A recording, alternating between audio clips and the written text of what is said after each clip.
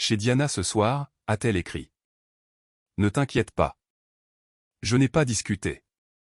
Je suis simplement parti avant le lever du soleil et j'ai laissé une seule phrase derrière moi. Diana a téléphoné à 22 heures pour te chercher, donc je ne vais pas deviner où tu étais réellement. J'examinais des feuilles de calcul financières à la table de la cuisine quand mon téléphone a vibré. 19h15, un jeudi soir. Le message de Claire disait « Chez Diana ce soir. Ne t'inquiète pas. » Bref et factuel, comme si elle me prévenait qu'elle s'était arrêtée prendre du lait en rentrant à la maison. Je suis Rob Palmer, 34 ans, analyste financier pour une société d'investissement de taille moyenne ici à Baltimore, marié depuis 7 ans à Claire Anderson Palmer. Nous vivions dans une maison de ville rénovée à Federal Hill, le genre d'endroit avec des briques apparentes et de vieilles poutres en bois qui faisaient saliver tous les agents immobiliers. Et quelque chose dans ce message me semblait profondément, fondamentalement anormal. Elle était entrée 40 minutes plus tôt, à 18h45, m'avait à peine salué d'un salut rapide lancé par-dessus son épaule, était immédiatement montée prendre une douche, s'était changée avec des vêtements que je ne reconnaissais pas, et avait préparé un petit sac de nuit. Toute la séquence avait duré peut-être 20 minutes. Maintenant, elle se tenait dans l'embrasure de notre porte avec ce sac en bandoulière. Les clés déjà en main. Diana passe une mauvaise semaine, a-t-elle dit en se penchant pour m'embrasser rapidement sur la joue. Le baiser était superficiel, automatique. Des histoires de travail. Elle a besoin de parler à quelqu'un. Tu sais ce que c'est. Tout va bien avec sa famille. Ai-je demandé, levant les yeux de ma feuille de calcul. Diana Russo avait été la colocataire de Claire à l'université.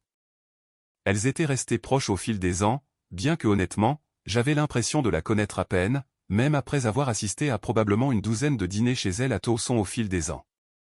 Juste stressée par le travail. Son nouveau patron est apparemment un cauchemar. Tu sais comment elle est quand elle est submergée. Je serai de retour demain après-midi, probablement vers 14 ou 15 heures. Elle était sortie avant que je puisse demander quoi que ce soit d'autre.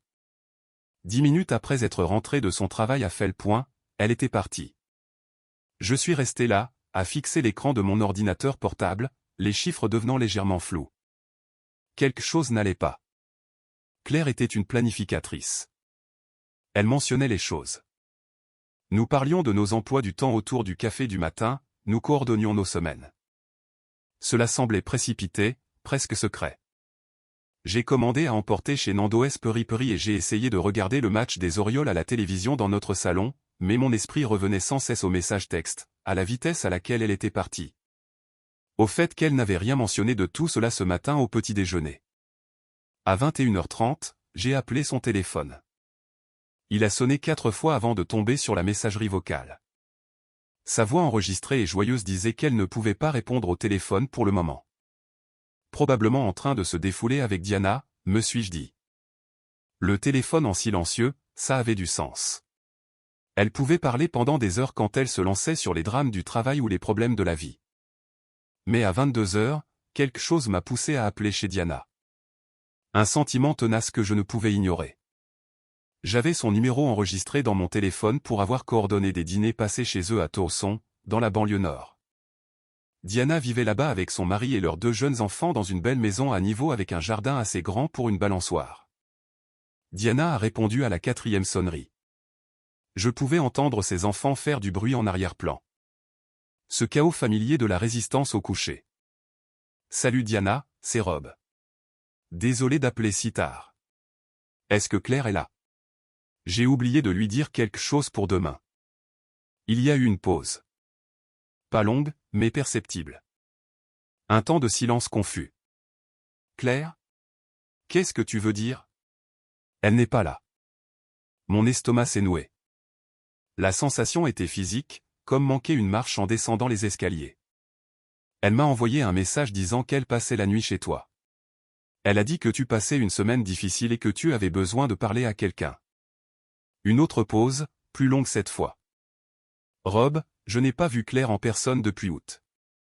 Nous prévoyons de déjeuner le mois prochain quand les choses se calmeront, mais ce soir, non, elle n'est absolument pas là. J'ai été à la maison avec les enfants toute la soirée. L'inquiétude dans la voix de Diana était authentique, indubitable. Est-ce que tout va bien? Où est-elle si elle n'est pas? Je veux dire, sais-tu où elle est réellement? J'ai du mal comprendre le message d'une manière ou d'une autre, ai-je dit, ma voix sonnant étrange à mes propres oreilles. Je vais trouver. Merci, Diana. Désolé de t'avoir dérangé. Ce n'est pas un dérangement. Appelle-moi si tu as besoin de quoi que ce soit. D'accord. J'ai raccroché et j'ai fixé le message texte sur l'écran de mon téléphone. Chez Diana ce soir, ne t'inquiète pas. Noir sur blanc, clair comme de l'eau de roche, sans ambiguïté, sans place pour la confusion ou la mauvaise interprétation. Claire m'avait menti délibérément, audacieusement, avec confiance, et apparemment pas pour la première fois. J'ai essayé de l'appeler à nouveau, directement sur la messagerie vocale cette fois, sans même une sonnerie, comme si elle avait complètement éteint son téléphone. J'ai laissé un message, en gardant ma voix soigneusement neutre. Salut, j'ai essayé de te joindre chez Diana, mais elle a dit que tu n'es pas là. Appelle-moi quand tu auras ce message. D'accord. Puis j'ai attendu, et attendu. Minuit est venu et passé. Rien. Pas de rappel, pas de message, pas d'explication. Mon esprit a commencé à rejouer les derniers mois comme un film que je regardais pour la deuxième fois, voyant soudain tous les indices que j'avais manqués la première fois. Plus de nuit tardive à son travail de marketing. Du moins, c'est ce qu'elle avait dit. De nouveaux vêtements apparaissant dans son placard. Des choses que je ne l'avais jamais vue porter avec moi. Elle avait changé le mot de passe de son téléphone il y a quelques semaines. Elle avait dit que c'était pour la sécurité du travail. Une nouvelle politique d'entreprise. Elle avait commencé à poser son téléphone face contre table pendant les repas, alors qu'il restait simplement là, entre nous sur la table. Moins intéressée par nos activités habituelles du week-end, les visites au marché fermier et la routine du brunch du dimanche que nous avions construite au fil des ans. Elle trouvait des excuses pour que nous manquions la fête de Noël de mon bureau le mois prochain. Elle disait qu'elle ne se sentait pas sociable dernièrement. Et maintenant que j'y pensais vraiment, elle avait fait ce coup de la soirée pyjama chez Diana 2 fois auparavant au cours des 6 dernières semaines. Même départ précipité, même explication vague sur le besoin de soutien de Diana. À 6 heures du matin, j'avais dormi peut-être 3 heures au total. Claire n'était toujours pas rentrée. Notre lit semblait immense avec juste moi dedans. Je me suis levé, j'ai fait du café et j'ai ouvert notre ordinateur portable partagé pendant qu'il infusait. Elle se laissait toujours connecter à tout. Email, réseaux sociaux, stockage en nuage. Sa confiance en mon manque de curiosité avait été absolue. C'était sur le point d'être une très grosse erreur de sa part. L'historique du navigateur montrait des recherches de restaurants chers où je n'étais jamais allé avec elle. The Ocean Air, ce restaurant de fruits de mer haut de gamme en ville. We and Wisdom, l'endroit chic du Four Seasons. Tous deux à Arborist, loin de son bureau à Fell-Point où elle était censée passer ses journées. Des itinéraires vers Arborist, sauvegardés pour une utilisation ultérieure. Des sites web d'hôtels consultés récemment. The Ivy Hotel, un hôtel boutique à Mount Vernon. Sagamore Penderie, Baltimore, l'hôtel de luxe au bord de l'eau. J'ai ensuite vérifié ses emails. La connexion automatique de Gmail était toujours active. Rien d'évident ne sautait aux yeux dans la boîte de réception principale. Juste des emails de travail et des newsletters de shopping. Mais j'ai cliqué sur le dossier de la corbeille. Ce dépotoir numérique où les gens pensent que les choses disparaissent pour toujours. C'est là que je les ai trouvés. Des confirmations d'hôtels supprimés. The Ivy Hotel. 8 octobre. Réservation d'une suite King pour 2 personnes. Une autre du 21 septembre au Sagamore Penderie. Même chose. 2 personnes. Toutes deux supprimées mais toujours là, récupérables d'un simple clic. Mes mains tremblaient légèrement alors que je prenais des captures d'écran. J'ai créé un nouveau dossier enfoui dans mon répertoire de documents, je l'ai nommé « Analyse financière T4 ». Quelque chose d'ennuyeux et de professionnel qu'elle ne penserait jamais à ouvrir. J'ai tout sauvegardé là. Les preuves s'accumulaient plus vite que je ne pouvais les traiter émotionnellement. À 7h15 du matin, pile à l'heure, son message est arrivé. Désolé, mon téléphone est mort la nuit dernière. Je rentre ce matin. Je m'arrête prendre des bagels. La désinvolture de ce message était presque impressionnante, comme si rien ne s'était passé, comme si elle n'avait pas passé la nuit ailleurs que là où elle avait prétendu être. J'ai répondu prudemment, en gardant un ton léger. Bien sûr, de notre endroit habituel? Oui. On se voit vers 9 heures. Un emoji souriant. Elle a ajouté un emoji souriant.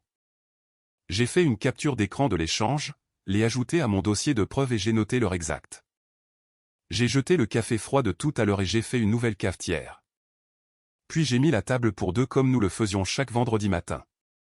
J'ai sorti les assiettes, les serviettes, le beurrier.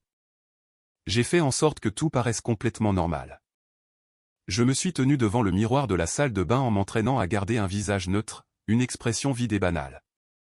Si elle pouvait mentir si facilement, si habilement, alors je devais savoir absolument tout avant de la confronter. Je devais comprendre toute l'étendue de la tromperie avant de passer à l'action. Elle est arrivée à 9h10 avec un sac en papier blanc du Mount Vernon Marketplace, notre endroit habituel du week-end pour les bagels et le café. Un grand sourire sur son visage. Tout dans son attitude était complètement normal, comme si elle était exactement celle que j'avais toujours cru qu'elle était. Désolée pour la nuit dernière, a-t-elle dit en se penchant pour m'embrasser sur la joue de la même manière automatique que la veille. Diana avait vraiment besoin de parler de certaines choses. On a fini par veiller très tard. Tu sais ce que c'est quand on se lance sur les problèmes de travail et les drames de la vie. Les mensonges sortaient si facilement, si sans effort, chaque mot parfaitement calibré. Je voulais crier, lui jeter les preuves au visage sur le champ, mais j'ai gardé ma voix égale, presque joyeuse. Pas de problème du tout. Comment va-t-elle maintenant? Avez-vous réussi à régler ce qui la tracassait? Oh, tu sais, Diana. Des drames au travail avec son nouveau patron. Elle se sent sous-estimée. Les plaintes habituelles. Elle avait juste besoin que quelqu'un l'écoute et valide ses sentiments pendant quelques heures. D'autres mensonges superposés habilement sur le mensonge de base. J'ai pris une gorgée de café pour me donner un moment. Tu devrais faire ça plus souvent. Honnêtement, la voir plus régulièrement. Elle apprécie manifestement beaucoup ton amitié, et c'est bon pour toi d'avoir ce lien en dehors de nous. Claire a semblé véritablement surprise, ses sourcils se haussant légèrement. Vraiment? Je pensais que tu n'aimais pas quand je partais pour la nuit. Tu semblais un peu agacé avant. Je te fais entièrement confiance, ai-je dit, la regardant droit dans les yeux. Tu devrais voir Diana chaque fois qu'elle a besoin de toi. L'amitié est importante.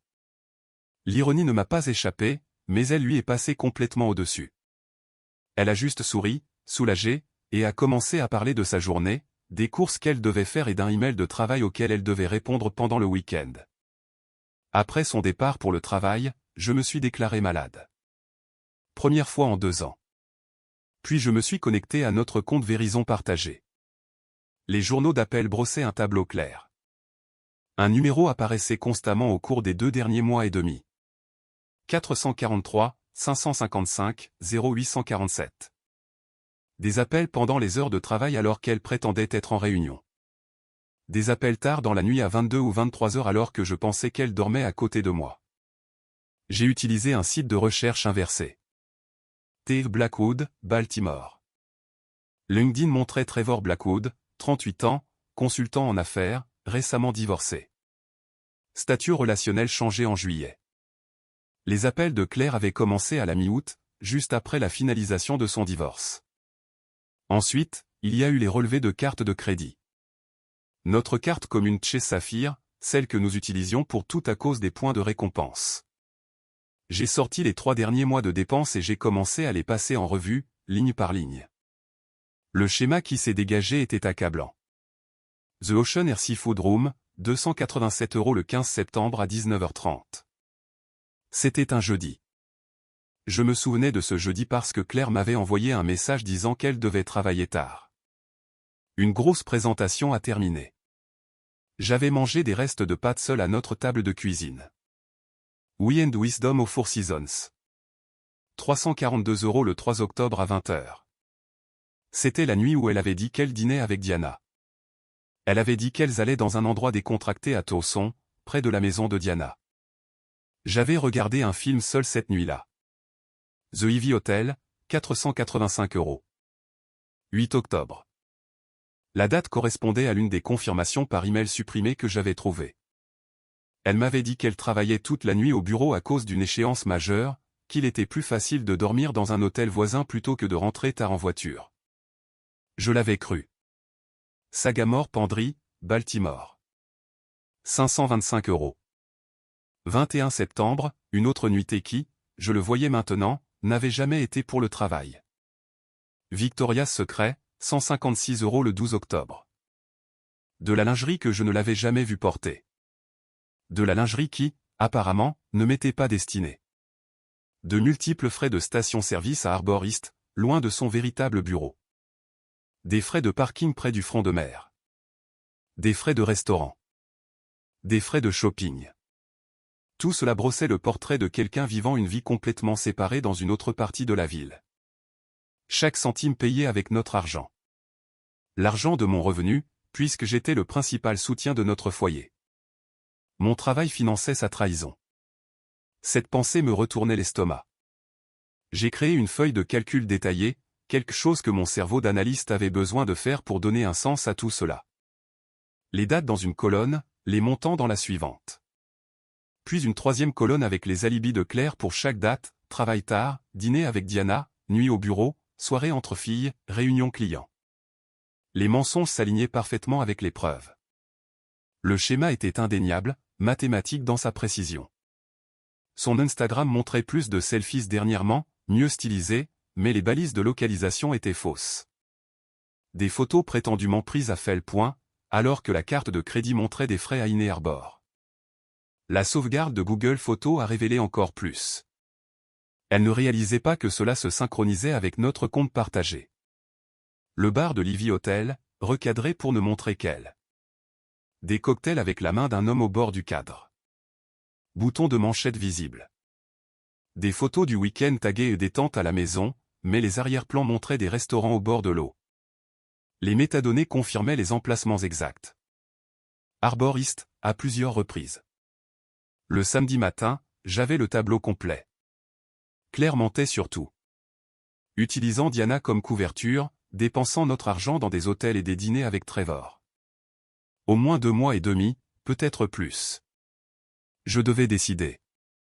Confronter maintenant ou rassembler plus de preuves. J'ai choisi les preuves. Si c'était une liaison de sortie, si elle prévoyait de partir, je devais me protéger légalement et financièrement.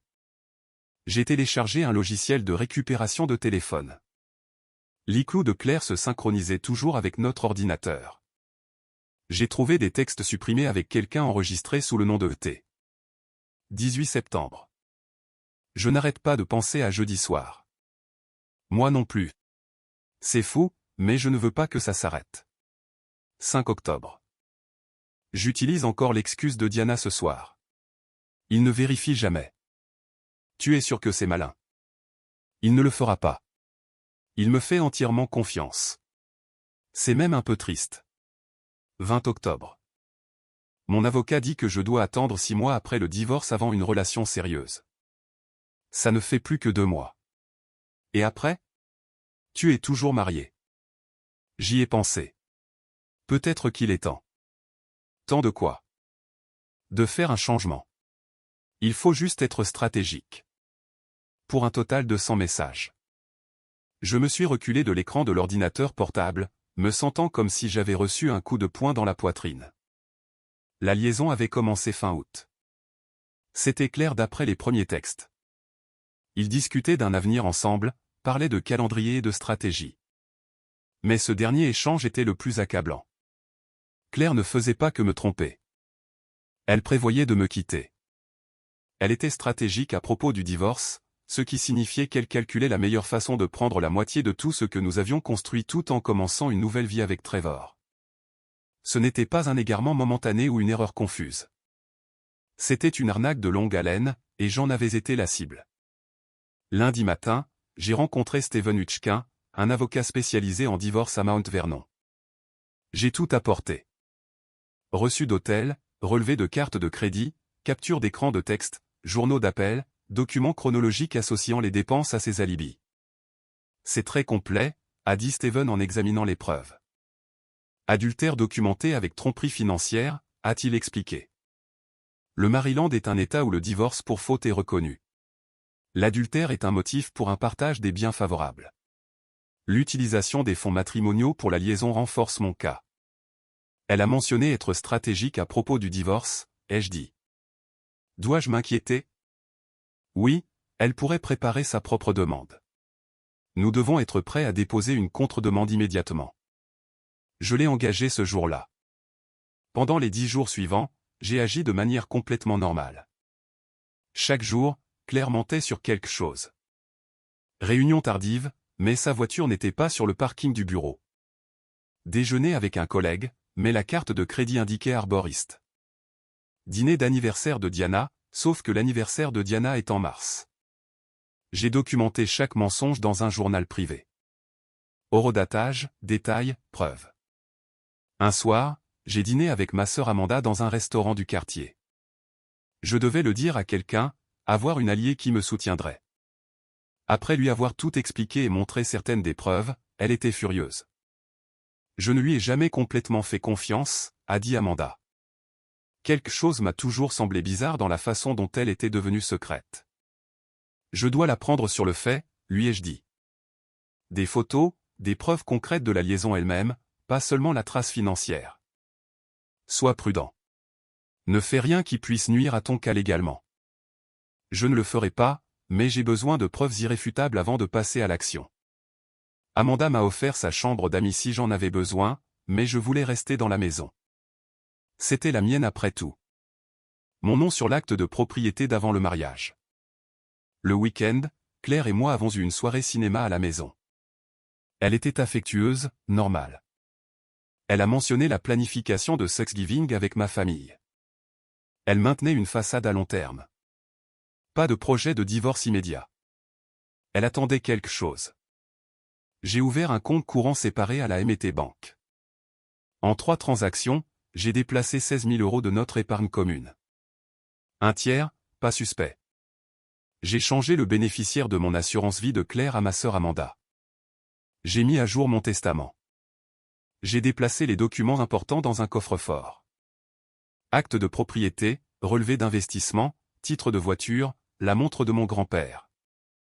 Mardi soir, j'ai dîné avec Amanda à Claire à Reminton. Je ne lui ai jamais complètement fait confiance, a dit Amanda après que je lui ai tout expliqué. Quelque chose a toujours semblé bizarre. Je dois la prendre sur le fait, lui ai-je dit. Des photos, des preuves concrètes. Sois prudent. Ne fais rien d'illégal. Je ne le ferai pas, mais j'ai besoin de preuves irréfutables.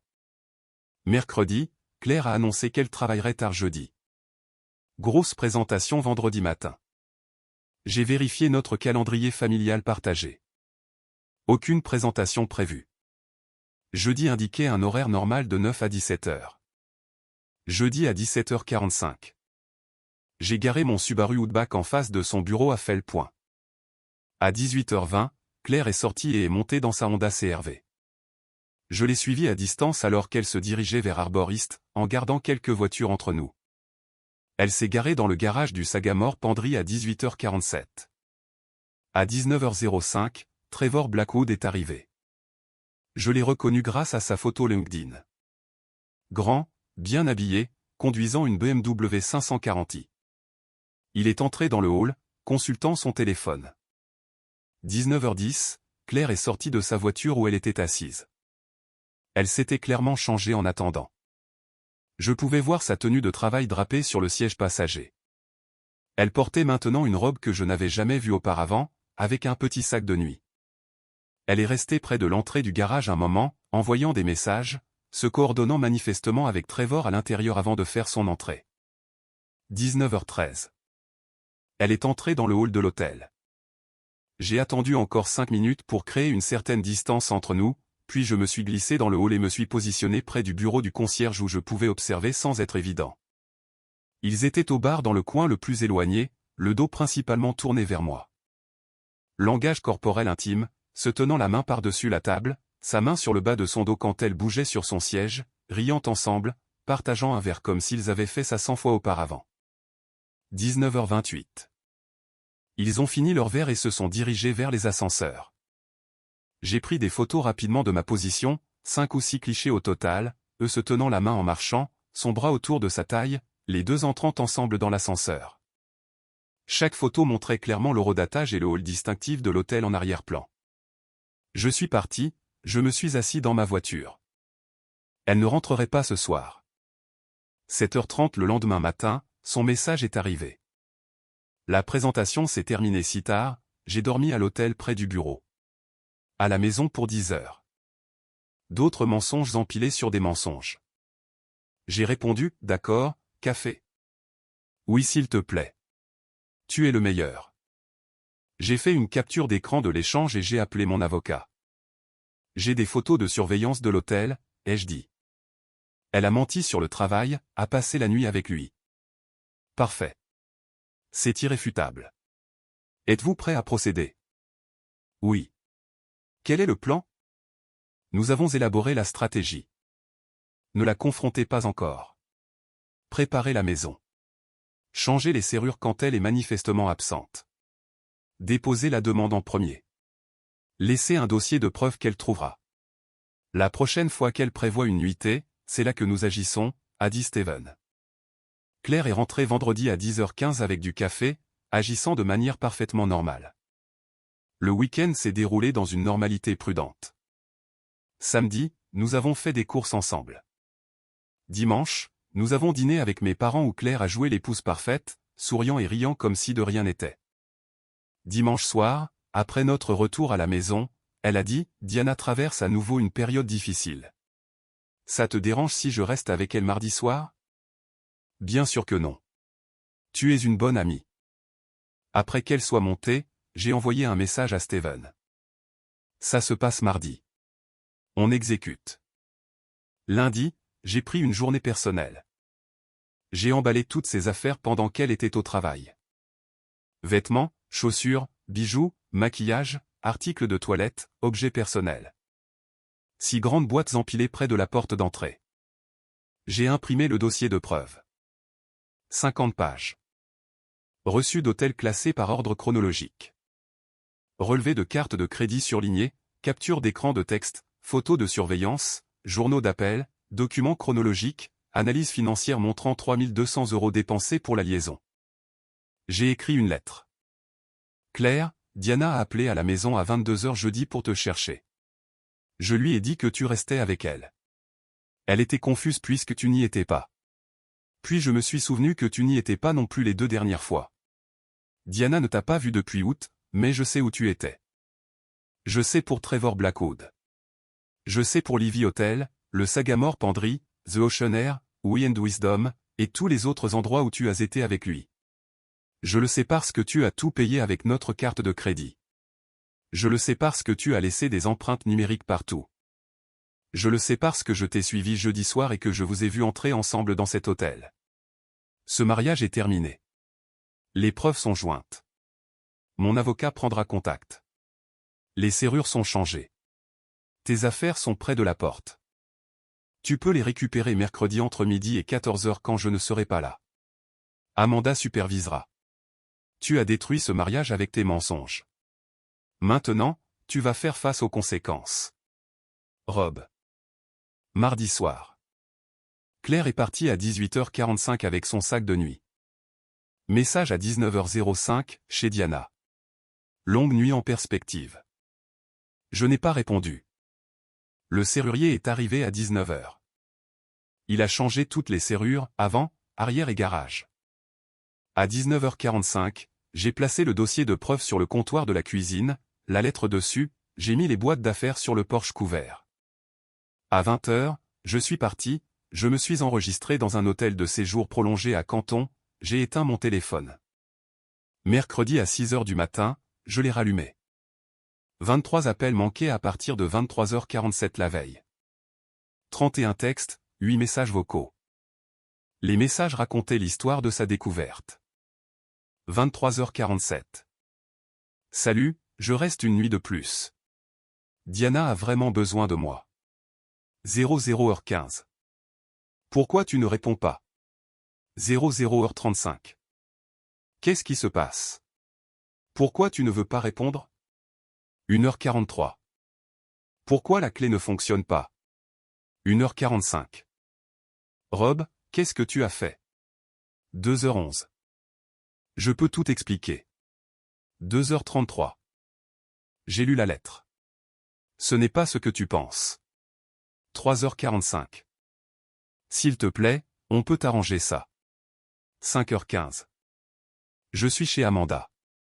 Elle ne veut pas me laisser entrer. Tu as tout raconté à tout le monde? 5h47.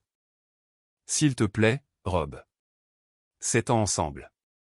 Ne jette pas tout ça. J'ai écouté chaque message vocal. Sa voix passait de la confusion à la panique, puis au désespoir. Je n'ai rien ressenti. J'ai tout supprimé. J'ai bloqué son numéro. J'ai envoyé un message à Steven. Elle a tout trouvé. Phase terminée. À 9h45, les papiers du divorce étaient déposés. Palmer contre Palmer. Motif, adultère. Demande d'ordonnance temporaire. Usage exclusif de la maison pour moi. Gel des comptes communs. Ordonnance restrictive empêchant la dissipation des actifs. Le juge a tout accordé à 14h. Claire serait signifiée au travail jeudi. Cet après-midi-là, j'ai rencontré Diana dans un Starbucks à Towson. Claire m'a appelé à 2h du matin en pleurant, a dit Diana. Que s'est-il passé? TTL dit qu'elle t'utilisait comme alibi depuis des mois. Je lui ai montré les preuves éditées. Le texte où Claire disait « J'utilise encore l'excuse de Diana ». Il ne vérifie jamais. Les reçus d'hôtel des nuits où Claire prétendait être chez Diana, la chronologie montrant 3 nuits chez Diana distinctes dont Diana ne savait rien. Je n'en avais aucune idée, a dit Diana, horrifiée. Elle m'a utilisé comme ça. Notre amitié. Tu es innocente. Je n'ai jamais soupçonné que tu savais. Elle voulait venir à 2h du matin. Elle a dit que tu étais déraisonnable. J'ai failli dire oui. Elle va réécrire l'histoire. Dire que j'étais contrôlant. Auras-tu besoin que je témoigne? Peut-être. Le ferais-tu? Absolument. Ce qu'elle a fait est impardonnable, pour toi, pour votre mariage, pour notre amitié. Diana a accepté de fournir une déclaration sous serment si nécessaire. Jeudi, Claire a été signifiée au travail à 11h. L'huissier de justice lui a remis les papiers devant ses collègues. Les ressources humaines se sont impliquées. Elle est partie plus tôt. Ce soir-là, Trevor a appelé d'un numéro inconnu. Nous devons parler de cette situation, a-t-il dit. Il n'y a rien à discuter. Restez loin de moi et de mon avocat. Cela affecte le travail de Claire, sa réputation. Elle aurait dû y penser avant de dépenser notre argent dans des hôtels avec vous. Écoutez, nous sommes tombés amoureux. Ces choses arrivent. Vous pouvez la voir, mais elle vient sans rien. Son avocat vous l'expliquera. J'ai raccroché et bloqué le numéro. Le reste du jeudi et jusqu'au vendredi, Claire a tout essayé pour me joindre. Différents numéros de téléphone, sa ligne de bureau, des amis à qui elle avait emprunté leur téléphone. Je n'ai répondu à aucun. Le samedi, elle a commencé à se présenter en personne. Le parking de mon immeuble de bureau, bien que la sécurité ne l'ait pas laissé monter à mon étage. La maison d'Amanda, où ma sœur a refusé d'ouvrir la porte. La maison de mes parents le dimanche après-midi, où ils lui ont fermement dit de partir. Tout le monde avait les mêmes instructions de ma part. Aucun contact. Tout passe par les avocats. Dimanche soir, elle a envoyé un email. Rob, je sais que je t'ai blessé. Je sais que j'ai menti, mais je n'ai jamais voulu que les choses aillent aussi loin. Trevor et moi, c'est juste arrivé. J'étais confuse. J'avais l'impression que nous nous éloignions et j'ai fait une terrible erreur. Mais nous pouvons arranger ça. 7 ans de mariage méritent une seconde chance. Je vais rompre avec Trevor. Je ferai une thérapie.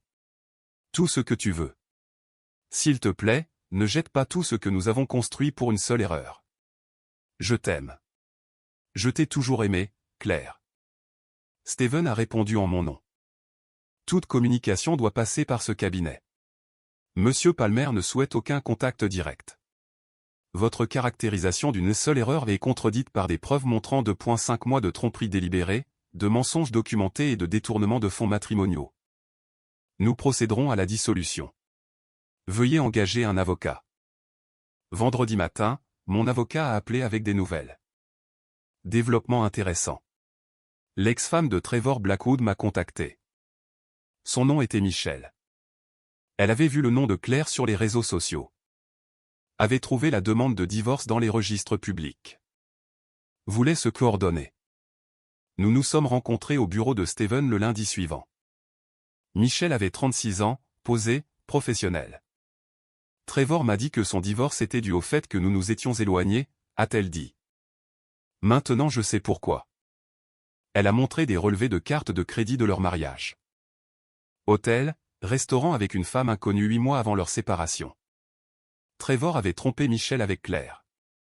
Son divorce en juillet résultait de la découverte d'une liaison précédente. Claire était une relation de chevauchement, pas un nouveau départ. Son accord de divorce me donne droit à des informations financières, a expliqué Michelle. S'il dépense de l'argent pour soutenir Claire, je peux demander une modification. Elle m'a dit que Trevor était fauché. Elle avait obtenu la maison, la majorité des économies. Il payait une pension alimentaire. Il vivait dans une location, pas le condo qu'il prétendait posséder. Son entreprise de conseil peinait à atteindre l'équilibre. Le plan de sortie de Claire était basé sur des mensonges. Trevor ne pouvait pas soutenir son style de vie. Elle a détruit son mariage pour un homme qui avait menti sur tout. Claire a engagé un avocat agressif et a déposé une contre-requête. Elle a invoqué des différends irréconciliables, pas l'adultère. A dit que j'étais émotionnellement distant et contrôlant. Que le mariage était déjà brisé. A demandé un partage des biens à 50-50e, une pension alimentaire temporaire, la moitié de la valeur nette de la maison. Stratégie standard, a dit Steven. Le rejet de la faute. Nous avons des preuves pour contrer tout cela. L'avocat de Claire a demandé une médiation. J'ai refusé. Les négociations se sont déroulées par avocats interposés. Claire voulait 50% de tout. 2000 € de pension mensuelle, la moitié de la maison. Aucune reconnaissance de faute. J'ai contre-proposé. Un partage à 65-35e en ma faveur. Pas de pension. Je garde la maison. Elle paie mes frais d'avocat. Admet sa faute. Accord de non-divulgation. Rembourse les 3200 € de dépenses liées à la liaison. Les négociations ont échoué. Elle n'admettait pas sa faute. Je ne ferai pas de compromis. Direction le tribunal. Pendant la phase de découverte, j'ai fourni une documentation accablante. Claire n'a fourni rien de concret pour soutenir ses affirmations. Les messages textes me montraient comme un mari normal et solidaire. Le calendrier montrait des soirées en amoureux régulières. Des amis ont témoigné sous serment. Diana a témoigné que Claire mentait. Mes amis ont dit que le mariage semblait normal. Les amis communs n'ont vu aucun signe de contrôle. Son cas s'est effondré. Trevor a été cité à comparaître. Son témoignage a détruit la position de Claire. Il a admis que la liaison avait commencé en août. A admis qu'ils avaient discuté du départ de Claire. A admis que Claire avait dit qu'elle préparait sa stratégie de sortie. A admis qu'ils avaient dépensé des fonds matrimoniaux dans des hôtels. Michelle a assisté à l'audience en tant que soutien moral. Claire semblait dévastée en regardant Trevor témoigner contre leur relation. Jour 85. L'avocat de Claire a appelé. Ma cliente veut régler. Elle n'a pas les moyens de faire un procès. La réalité l'avait rattrapée. Claire vivait chez une amie, payant son propre loyer. La relation avec Trevor se détériorait sous la pression juridique. Son emploi était instable après que l'affaire au travail soit devenue connue. Elle ne pouvait pas se permettre une longue bataille juridique. Règlement final. Nous avons fait un compromis sur un partage des biens à 60-40e en ma faveur au lieu de ma demande initiale de 65-35e. J'ai gardé la maison, refinancée pour la racheter à 40% de sa valeur. J'ai gardé les 2 voitures, sa Honda CR-V et mon Subaru Outback. Les comptes 401K et les investissements ont été divisés à 60-40e. Elle a payé la moitié de mes frais d'avocat, 8500 €. Pas de pension alimentaire. Elle a remboursé les 3200 € de dépenses liées à la liaison. Constat d'adultère au dossier. Non-divulgation. Aucune des parties ne dénigre publiquement l'autre. Divorce final dans 30 jours, en attente de l'approbation du juge. Fin février, le juge a signé le décret. Mariage légalement dissous. Partage des biens exécutés. Claire a déménagé à Richmond, en Virginie. A pris un emploi moins bien payé. Un nouveau départ loin du scandale. La relation de Trevor et Claire a pris fin. Il ne pouvait pas la soutenir. Elle lui en voulait pour son témoignage. Tous deux se sont retrouvés sans rien de ce qu'ils avaient prévu. 6 mois plus tard, début avril, j'étais toujours dans ma maison de ville de Fédéral Hill, entièrement mienne maintenant, refinancée. J'avais été promu au travail. J'ai recommencé à fréquenter quelqu'un, une rencontre arrangée par Amanda, en y allant doucement, plus proche de ma famille qui m'avait soutenu. J'ai rejoint une ligue de football amateur. Je planifiais un voyage en Islande. Quelque chose que j'avais toujours voulu, mais qui n'avait jamais intéressé Claire. Financièrement stable. Fonds d'urgence reconstitué. Tranquillité d'esprit. Plus de doutes. Plus de mensonges. Diana et moi sommes restés amis. Un café de temps en temps. Elle avait complètement coupé les ponts avec Claire. Je ne peux pas lui pardonner de m'avoir utilisé comme ça, a-t-elle dit. Plus d'une décennie d'amitié jetée comme si elle ne signifiait rien. Michel et moi sommes devenus des amis improbables, tous deux trahis par les tromperies du même homme. Dîners occasionnels pour compatir et se soutenir. La meilleure chose qui soit arrivée, c'est qu'il soit parti, m'a dit Michel. J'aurais aimé le savoir plus tôt. Claire vivait à Richmond. Travaillait au service client, une dégradation de carrière, un studio, des difficultés financières, la relation avec Trevor s'est mal terminée, a perdu plusieurs amitiés, réputation professionnelle endommagée, aucune présence sur les réseaux sociaux. Envisagerait apparemment un autre déménagement. J'étais à Camden Yard par une parfaite soirée de printemps. Orioles contre Yankees. Premier match de baseball avec ma nouvelle petite amie. Mon téléphone vibre. Numéro inconnu. Message. Je suis désolé. J'espère que tu es heureux. Claire, dernière tentative de contact. J'ai montré le message à ma petite amie. Mon ex. Même maintenant, elle ne peut pas s'en empêcher. Tu vas répondre? J'ai supprimé le message. Bloqué le numéro. Non, ce chapitre est clos. Je suis exactement là où je suis censé être. Nous avons regardé le match. Les Orioles ont gagné dans la 9e manche. J'ai souri, sincèrement content. La vie a continué. J'ai continué. Fin du jeu.